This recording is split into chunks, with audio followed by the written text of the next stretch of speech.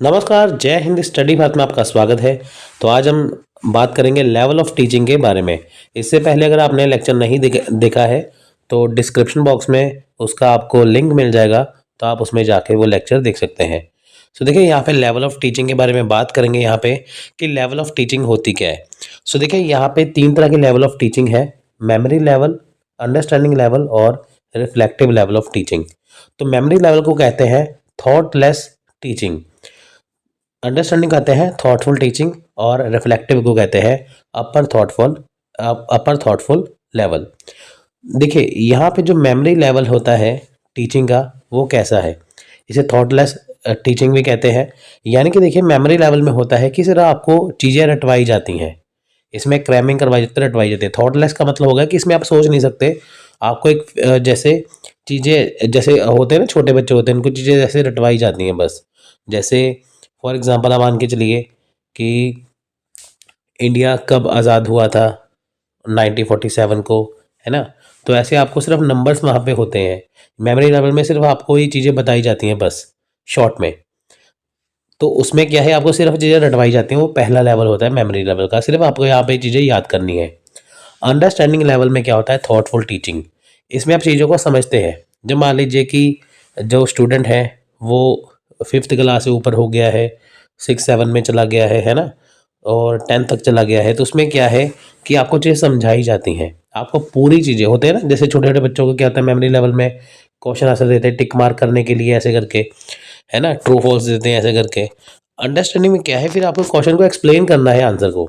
इसमें आपको thoughtful teaching दी जाती है, चीज़ें क्यों हुई है वो आपको सारी इसमें बताई जाती हैं कि ये चीज़ ऐसे हुई है, वो क्यों हुई है, किस हिसाब से हुई है, पूरा आपको समझाया जाता है A to Z। इसमें आप इसमें चीज़ों को समझते हैं, यानी कि इसमें जो टीचर है अपनी टीचिंग के द्वारा बच्चों को पूरा अंडरस्टैंड करवाते हैं। जो स्टूडेंट है इसमें वो चीज़ों को समझते हैं। तो ये लेवल ऑफ टीचिंग का दूसरा लेवल है, अंडरस्टैंडिंग लेवल। यहाँ पे बच्चों को थॉटफुल तरीके से अंडरस्टैंड करवाया जाता है चीज़ों को। जैसे आप देखिए, मान लीजिए कि आप अगर कोई भी चीज़ पढ़ते हैं तो आप उसको पढ़ते हैं ना कि ये कहाँ से स्टार्ट हुई है, कहाँ पे ख़त्म हुई है, इसका पूरा वो क्या है, वो सारी चीज़ इसमें आती हैं। रिफ्लेक्टिव लेवल होता है अपर थॉटफुल लेवल। यानी कि देखिए, रिफ्लेक्टिव लेवल में क्या है कि जो आपने चीज़ पढ़ ली है वो आपके अकॉर्डिंग सही है, गलत है, क्या है, आप उसमें क्या क्या चेंजेस कर सकते हैं, आप उसमें क्या ऐड कर सकते हैं। आप उसमें रिफ्लेक्ट करके देखते हैं, चिंतन करके देखते हैं कि क्या जो चीज़ें आपको बताई गई है क्या वो सही है, गलत है। क्योंकि देखिए, जब आपने वो चीज़ रट ली, फिर आपने वो समझ ली। रिफ्लेक्टिव लेवल में होता है कि जो चीज़ आपको समझाई जा रही है तो आप उसमें क्या है, क्वेश्चन आंसर करते हैं साथ में, है ना। आप पूछते हैं टीचर को, जब आपको टीचर जी समझाते हैं ना ऐसे करके, फिर आप पूछते हैं नहीं ये तो ऐसी थी, ये वैसे थी। फिर आप अपने तरफ से कुछ ना कुछ उसमें ऐड करते हैं, यानी कि आप उसको समझते हैं ध्यान से, उसमें चीज़ों को गलतियाँ निकालते हैं। वो है reflective level of teaching. So देखिए, यहाँ पे वही बात है, memory level of teaching. Memory teaching at memory level is consider to be at the lowest level of teaching.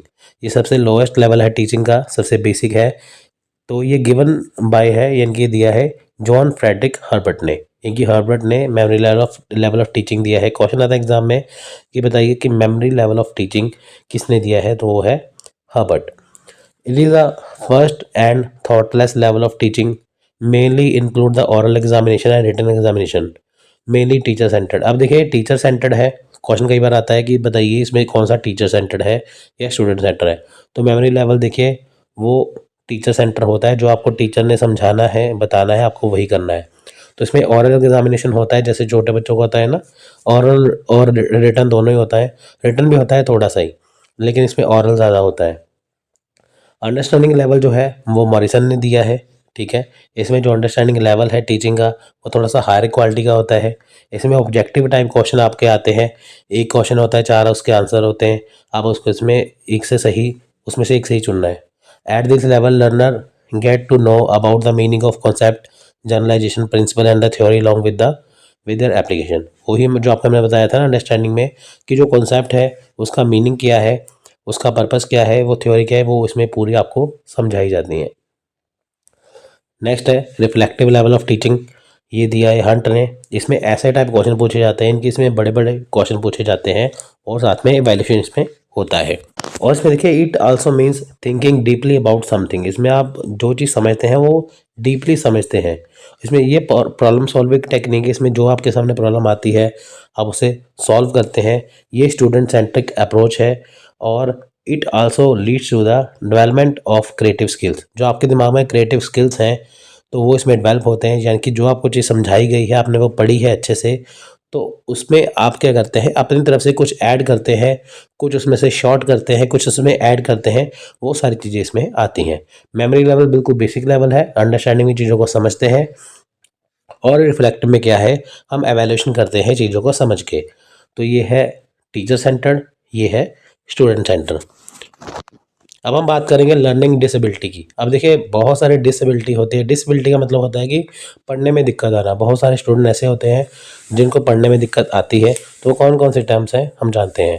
देखिए लर्निंग डिसेबिलिटी या लर्निंग डिसऑर्डर, ये अम्ब्रेला टर्म है लर्निंग प्रॉब्लम्स की, यानी कि बहुत सारी लर्निंग प्रॉब्लम जो होती है वो डिसेबिलिटी के अंदर आती है। तो देखिए जो लर्निंग डिसेबिलिटी होती है ये कोई प्रॉब्लम नहीं है। अगर हम स्टूडेंट को देखिए मोटिवेशन दें तो वो उसको सही कर सकते हैं। तो मोस्ट कॉमन कौन सी है, reading, writing, maths, reasoning, listening and speaking. ऐसा नहीं है कि मैथ रीजनिंग अगर किसी का वीक है तो उसको कोई डिसेबिलिटी है, ठीक है, ऐसा नहीं है। देखिए जैसे जोड़ना होता है ना तो उसमें कमी हो जाती है, जैसे प्लस करने में माइनस करने में, ऐसे तो वो होती है डिसेबिलिटी। तो देखिए यहाँ पे आपको मैं बताता हूँ। पहली है डिसलेक्सिया। डिस का मतलब है डिफिकल्टी, लेक्सिया मतलब होता है रीडिंग।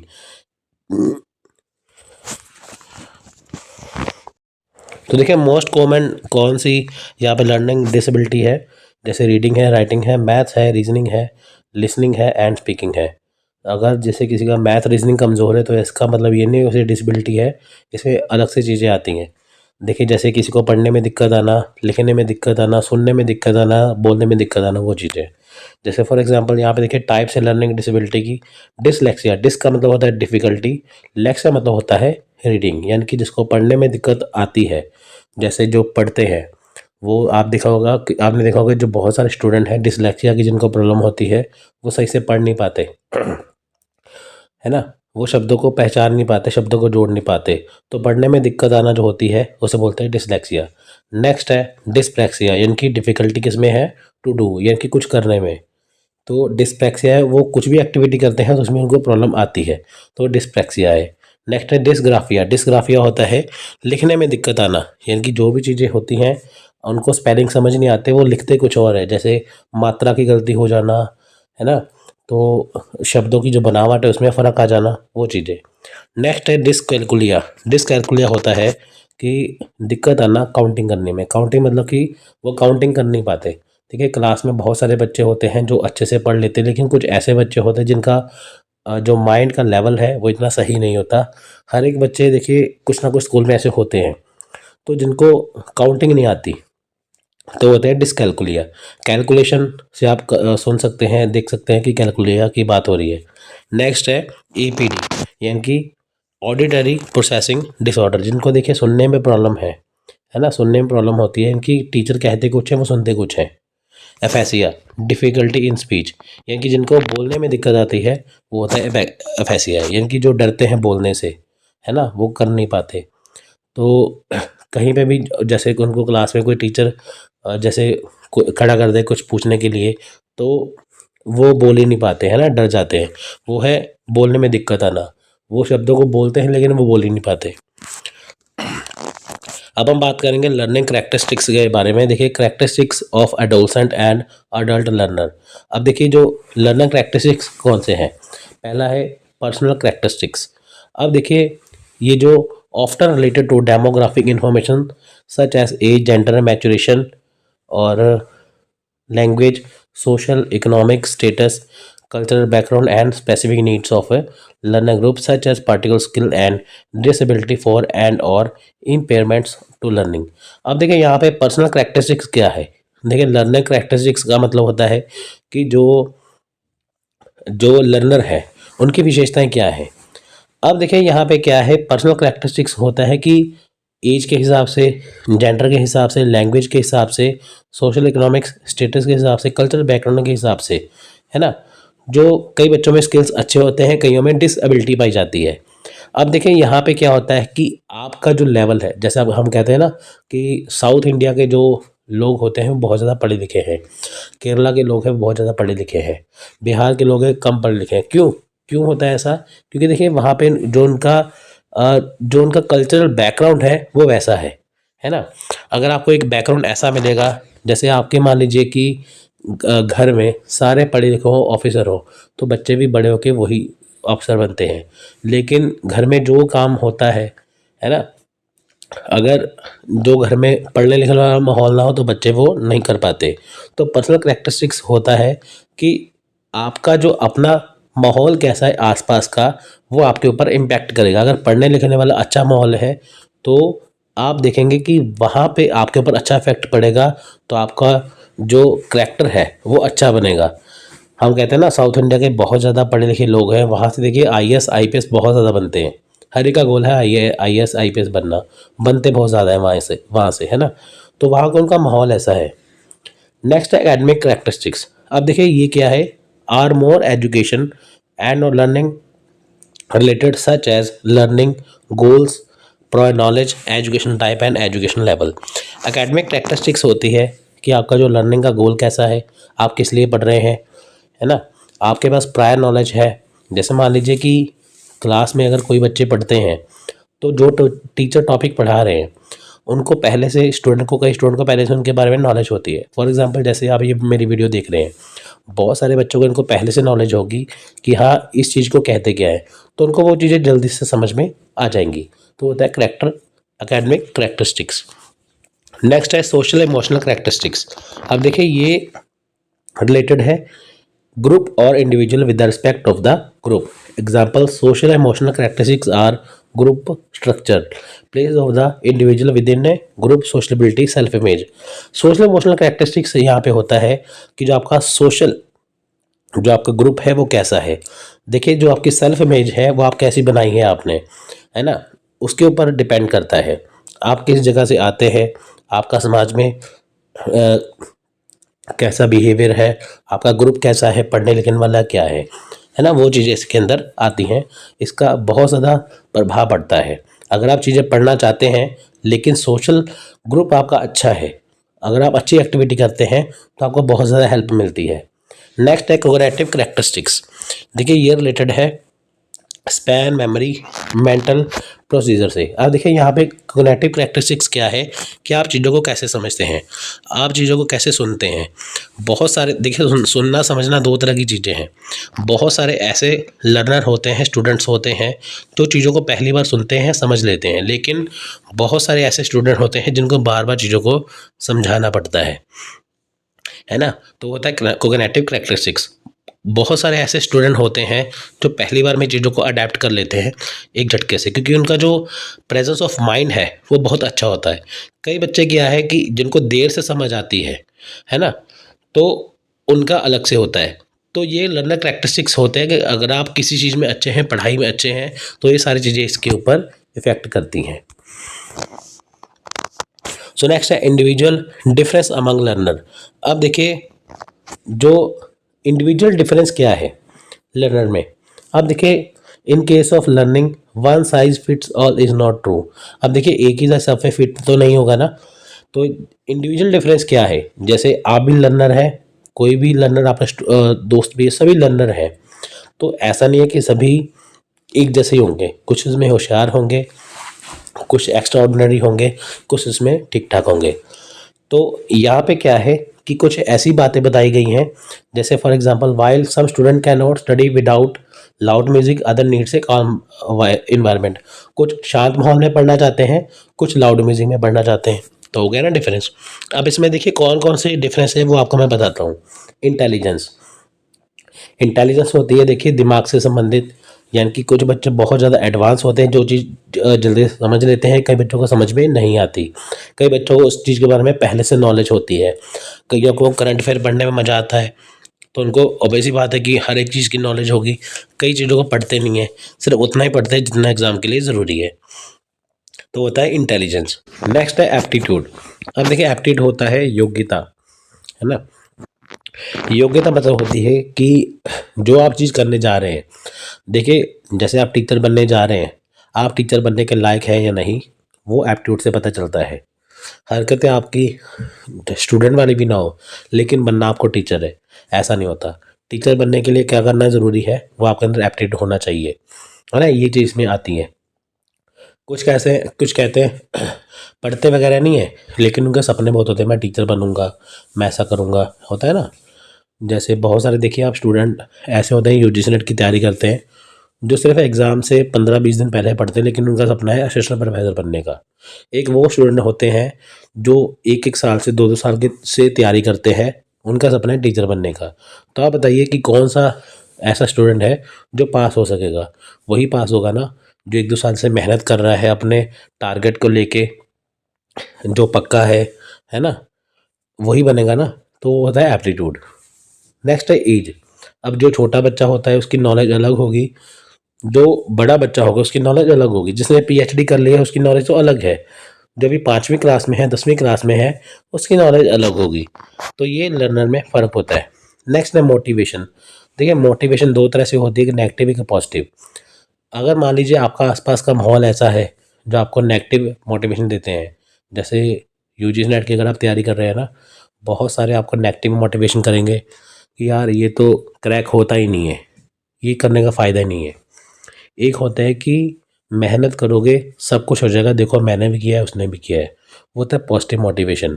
तो आपको मोटिवेशन कौन सी मिल रही है ये उसके ऊपर डिपेंड कर रहा है। हमेशा आपको मोटिवेशन ही देना है, मोटिवेट ही करना है। ऐसा नहीं कि सिर्फ आप मोटिवेट ही करते रहो, करो कुछ ना। मोटिवेशन करना है, साथ में आपको पढ़ना है। पर्सनैलिटी, आपकी पर्सनैलिटी कैसी है, आपका वे ऑफ लैंग्वेज कैसा है, ये इसके बात के ऊपर डिपेंड करता है। प्रायर नॉलेज, आप जो चीज़ को समझ रहे हैं, आपको उसके बारे में प्रायर नॉलेज है तो आप उसे जल्दी से समझेंगे, नहीं है तो नहीं समझ पाएंगे। लर्निंग स्टाइल, आपका लर्निंग स्टाइल कैसा है, आप चीज़ों को रटते हैं, पढ़ते हैं, समझते हैं क्या है। बहुत सारे स्टूडेंट कहते हैं कि मैं चीज़ों को पढ़ लेता हूँ या पढ़ लेती हूँ, लेकिन 4 घंटे पढ़ने के बाद में मेरे को चीज़ें समझ में नहीं आती। एक वो होते हैं कि 1-2 बार पढ़ा उनको समझ में आ गई, है ना। तो लर्निंग स्टाइल देखिए आपका हमेशा रट्टा मारने वाला नहीं होना चाहिए।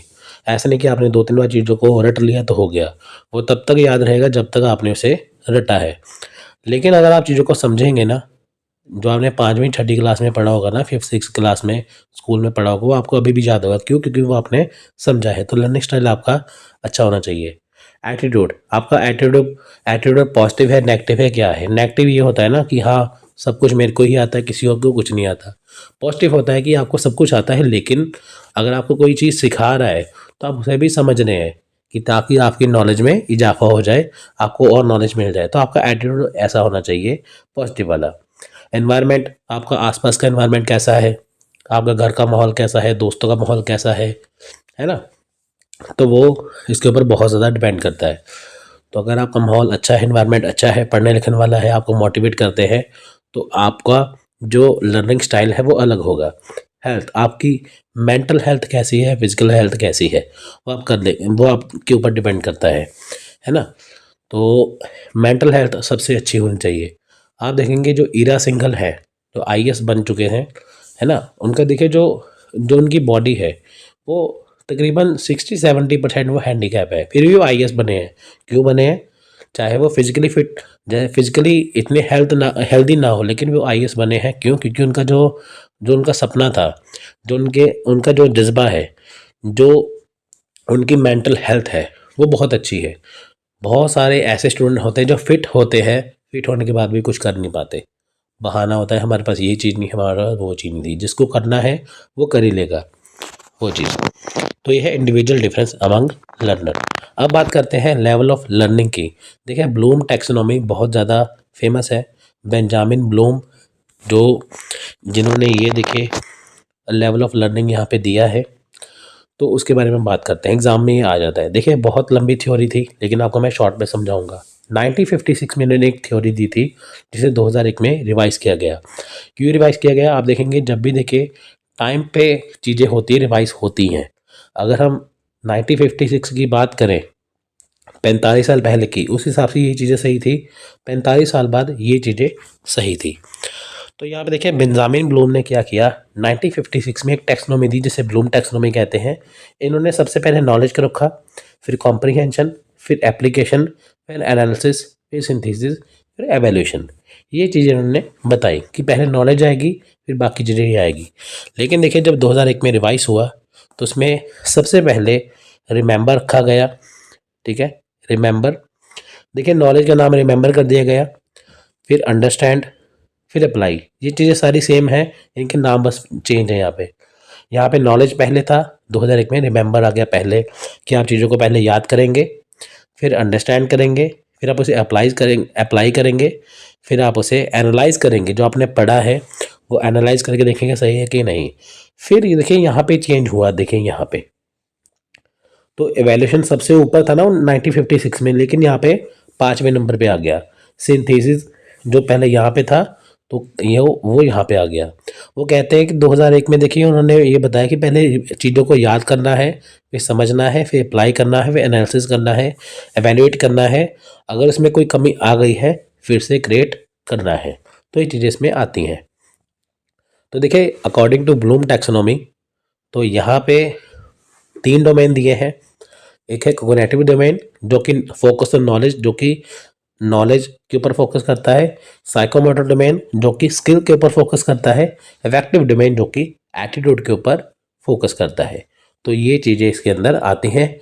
तो अगर आपको क्वेश्चन पूछेगा तो यहाँ से पूछ सकता है कि बताइए कोग्निटिव डोमेन जो है वो किससे संबंधित है, फोकस ऑफ नॉलेज से। उल्टा क्वेश्चन भी पूछ सकते हैं, फोकस ऑफ नॉलेज या फोकस ऑफ ऑन स्किल या फोकस ऑन एटीट्यूड, बताइए इनमें से किससे संबंधित है। तो आपको इसमें से कर लेना है। तो आज हम देखिए यहाँ पे ही इतना ही करते हैं, तो कि ताकि आप उसे अच्छे से कर पाएँ। नेक्स्ट लेक्चर में हम अगले टॉपिक के ऊपर बात करेंगे। सिर्फ 2 लेक्चर और आएंगे, फिर आपका टीचिंग एप्टीट्यूड ख़त्म हो जाएगा। तो आप एग्ज़ाम की अच्छे से तैयारी कर सकते हैं। तो दिसंबर एग्ज़ाम की अगर आपको अच्छे से तैयारी करनी है तो जल्दी से आप इन वीडियो को देखिए, इससे आपकी अच्छी खासी रिवीजन हो जाएगी, अच्छी खासी आपकी तैयारी हो जाएगी। क्योंकि शॉर्ट टाइम है, शॉर्ट टाइम के अंदर हम उतना ही कर सकते हैं जितना एग्ज़ाम के लिए ज़रूरी है। अगर आपके पास 4-5 महीने हो फिर इसे और डिटेल में पढ़ सकते हैं, लेकिन जैसे टाइम कम है तो आपको उतना पढ़ना है जितना एग्ज़ाम के लिए ज़रूरी है। नोट्स को देखिए, लिखते जाइए, आपकी तैयारी हो जाएगी। अगर आपको मान लीजिए इसके नोट्स चाहिए तो आप हमें इस नंबर के ऊपर कॉन्टैक्ट व्हाट्सअप कर सकते हैं 9888523440। आपको सारी जानकारी मिल जाएगी। So take care. जय हिंद, जय भारत।